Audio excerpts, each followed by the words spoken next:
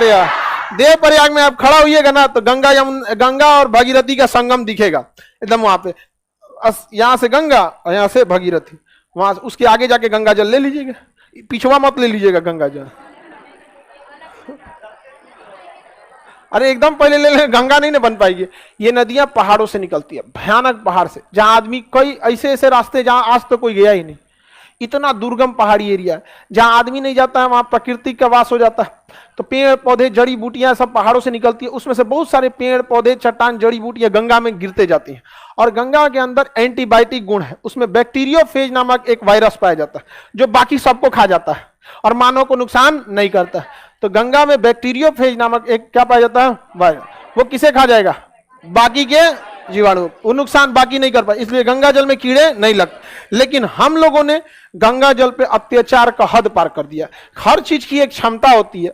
अब जब गंगा जल शुद्ध करने की क्षमता, दिन रात उसमें फैक्ट्री का कचरा उड़ेल दिया, इसलिए गंगा अब अपनी क्षमता को, मतलब जो साफ करने की थी ना, गड़बड़ हो गया। आप में हर चीज की एक क्षमता है, लिमिट भर यूज कीजिए ना। आप किसी चीज को आप यूज करिएगा, कोई चीज खराब नहीं हो सकता, मिस यूज करने से खराब हो जाता है। आप देखिए कानपुर के पास से गंगा निकलती है, कानपुर में इतनी फैक्ट्रियां हैं, सब ले आकर कचरा कर देता है। भारत सरकार को चाहिए क्या अच्छी कि जितनी फैक्ट्री है उनसे कहिए कि आप फैक्ट्री तभी लगा सकते हैं जब आप वाटर ट्रीटमेंट प्लांट लगाइए। वाटर ट्रीटमेंट प्लांट खर्चा है तो फैक्ट्री में इनकम भी है, समझ में आ गया कि नहीं आ गया।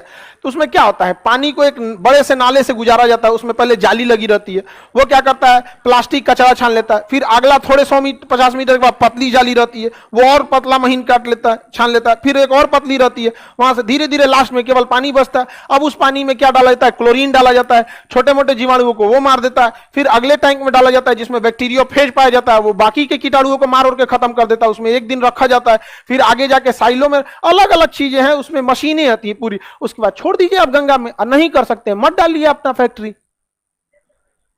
नहीं समझ में आया, सारा खेल तो यहां है। आप नियम बनाइए ना, समझ में आ गया कि ना। हवाई जहाज का नियम कितना टफ है भैया। हवाई जहाज कहा जाता है ना, अगर आपके पास आप अरबपति है ना, अरबपति, और आपको गरीब बनने का शौक है तो अपनी एयरलाइन कंपनी खोल दीजिए। ये बहुत कारपोरेट सेक्टर का सबसे खराब इंडस्ट्री होता है एयरलाइन इंडस्ट्री। पूरी दुनिया की एयरलाइन इंडस्ट्रीज का औसत प्रॉफिट 10% है। मतलब जितनी जहाजें चल रही है ना, सब 10% के प्रॉफिट पे चल रही हैं। इतना खराब इंडस्ट्री। सब जेट एयरवेज डूबा, सहारा डूबा, किंगफिशर डूबा, एयर इंडिया डूबी। समझ में आ गया कि नहीं आ गया। तो ये बहुत खराब चीज है। लेकिन फिर भी गवर्नमेंट ने क्या किया है, उसमें बड़े बड़े लोग बैठते हैं, इसलिए वॉट लगा के रख देंगे वो लोग। इसलिए नॉर्म्स इतना तगड़ा है कि जहाज उतरेगी उसका टायर चेक होगा, सारा चीज चेक होगा, एकदम पुल टू एकदम चेक होगा। कोई कंप्लेन, अगर पायलट ने एक बार बोल दिया, अनाउंस कर दिया, अगर उसमें छोटी मोटी गड़बड़ी लगती है, उसको एक इंजन गड़बड़ा तो पैन पैन पैन बोलता है। और अगर ज्यादा गड़बड़ लग गया, उसका दोनों इंजन गड़बड़ गया तो मेडे मेडे बोलेगा। एक बार उसने बोल दिया, पूरी एयरलाइंस, पूरा एयर ट्रैफिक कंट्रोलर उसी के पीछे लग जाएगा, उतार इसको ससुरा को। और जब उतर जाता है ना, पूरी जहाज की गहन जांच होती है। रास्ते पर पायलट क्या बोला, पूरी कॉकपिट वॉइस रिकॉर्डर जांच किया जाता है। एक एक इंच चेक कर दिया जाता है जहाज में, आखिर क्या दिक्कत। समझे। तो गवर्नमेंट रूल्स बना देगी तो मिसयूज